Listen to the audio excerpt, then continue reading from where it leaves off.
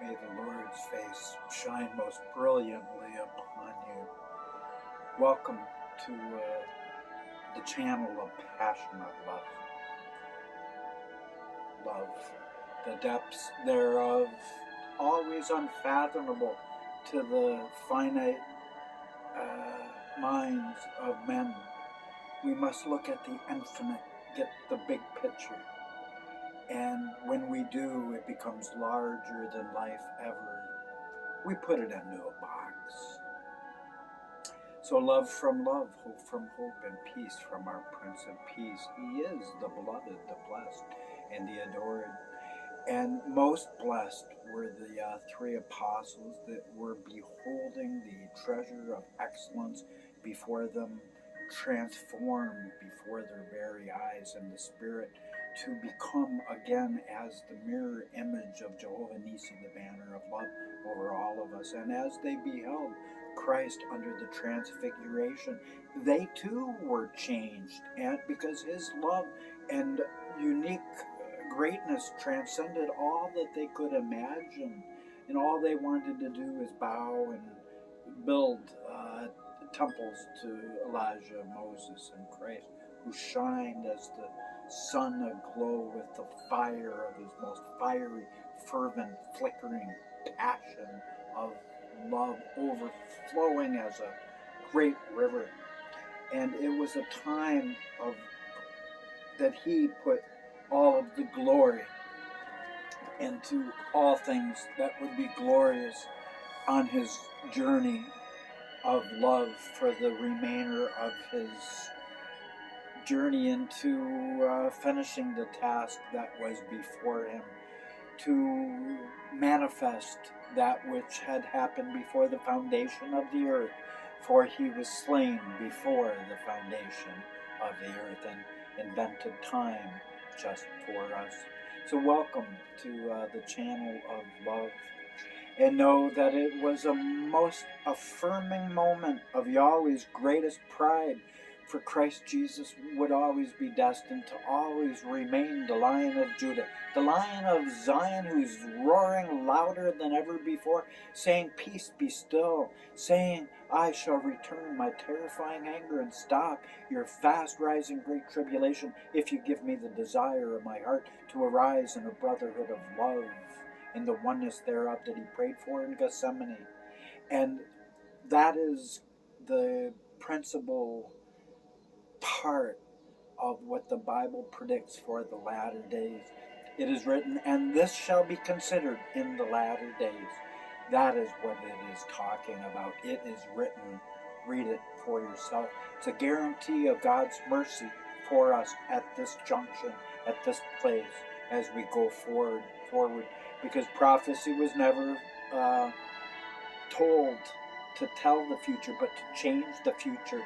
Once again, Jonah 3, just as Nineveh was never destroyed, God relented.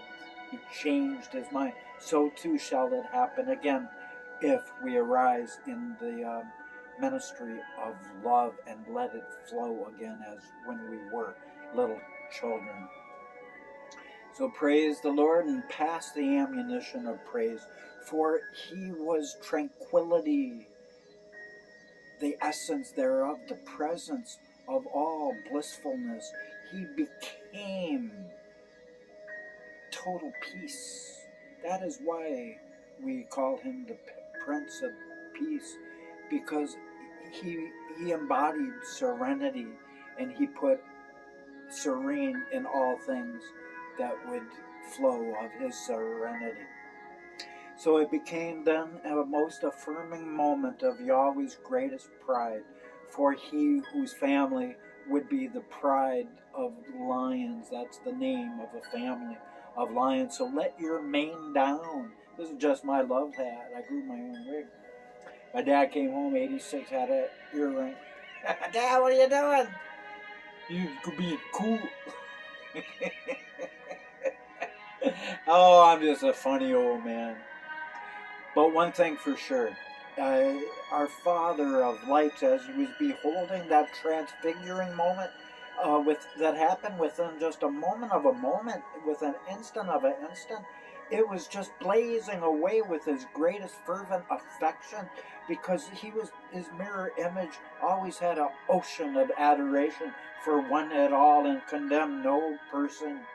And when those apostles heard the Lord sounding off, because he said, out of heaven his voice rang clear and said, "This is my beloved Son, in whom I am well pleased.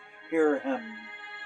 And when the apostles heard the voice of Father God speaking, they fell upon their faces, and they were utterly scared.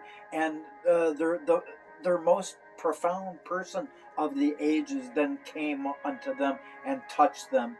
And Jesus spoke softly, saying, "Arise, and be not sore afraid."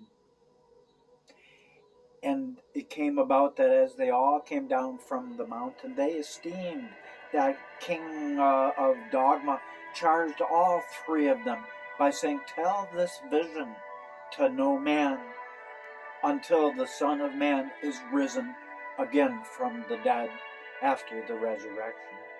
So Jesus wanted that event to be withheld, not be quite public knowledge as of yet.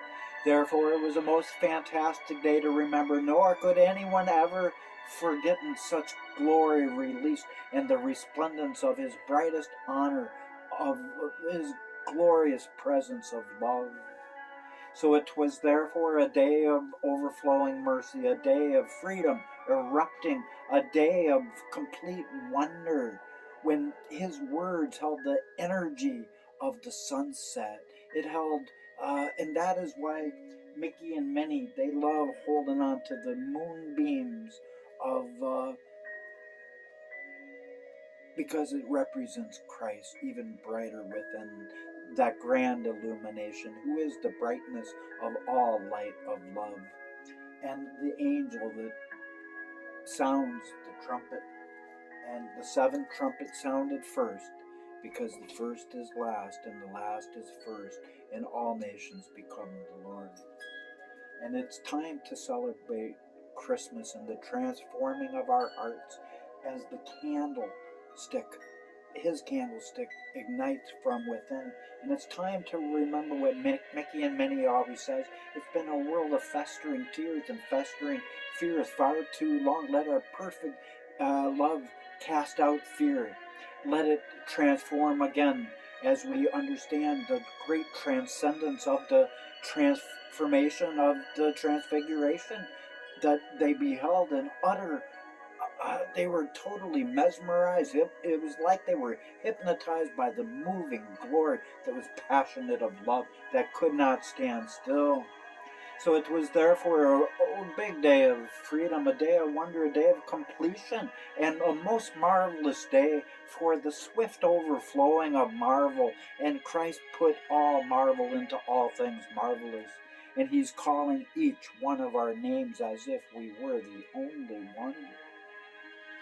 And those students, as apostles, were totally speechless at what they beheld, because it was also a blinding day of utter brightness and illumination beyond compare, as the brightest radiance of his resplendent glory of love just shined forth. The great adoration, the ocean of it, the Jehovah Nissi, the banner of love over all of us, has always secretly had. It has been veiled. All people have gross darkness has been over all. Isaiah 60, it's covered all of mankind. Now in this hour of the latter day Daniel, of Daniel 12:13, who I am, in this hour it is time to recognize the splendid magnitude of what happened there that day, so that we can let more than ever our own love not to be in the land of waxed love, waxing cold, becoming a stagnant noun, not even being in motion anymore. We got to become as little children, to be born again. For those who love are born of God and know him, because God is love, and all children had their love in motion as a verb. Otherwise, we let our love die, we become part of the walking dead. And eventually, if we let it totally die, we would become perish on that road, because our light would go out, and that is blasphemy of the Holy Spirit. unforgivable sin. All sin shall be forgiven unto mankind, except the unforgivable sin, letting your love go out. So upon that most incredible day, Christ arose in the splendid of the incredibility of his own remarkability as he shined like the heavens. And he showed forth a power. And it was a day of might and a day when his very words would be as the thunder and the lightning that would shake all of creation. For all of creation had been groaning expectantly for the revelation of who are the sons and daughters of God. He knew the answer, and he told mankind that we are God's. John 10. Angels in the flesh, the glory of his latter house greater than that of the former. And we are the first or last, last or first. We're created last because our magnificence is created higher than the angels before us. We are a higher form of angel, believe it or not. And that is why the glory of the latter house shall be greater than that of the former, as it is written. So it was a time when the Holy Spirit could soar much freer than freer could ever mean. For our dove of love was also the most regal eagle of the eons, and his talons were bared, ready to rip asunder anything that was not of love and of peace.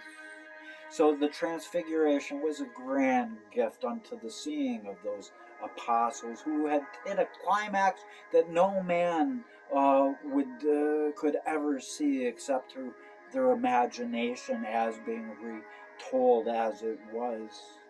So it was additionally the most amazing moment of some real most awesome awe when our giver of good gifts gratefully received the very best gift that his express image, Jehovah Nissi, a banner of love over him, could give unto him. So therefore that was a sacrificial period when our roaring lion of Zion was readying himself to give everything he was for the cause of saving all of his beloved people of love, whom he had always loved since before the beginning, when he was actually slain before the foundation of the earth. Man, no words for the excitement of his love rising as a great mountain. And so too is it foretold that in the latter days a great mountain would arise. Isaiah 2 and Micah 4. Welcome to that great mountain.